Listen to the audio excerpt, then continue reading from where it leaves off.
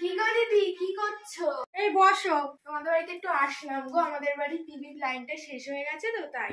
এসেছে যখন আমাদের টিভিতে লাইন আছে, তোমরা বসো। মেয়েটা আবার টিভি দেখবে দেখবে করছে তাই জন্য।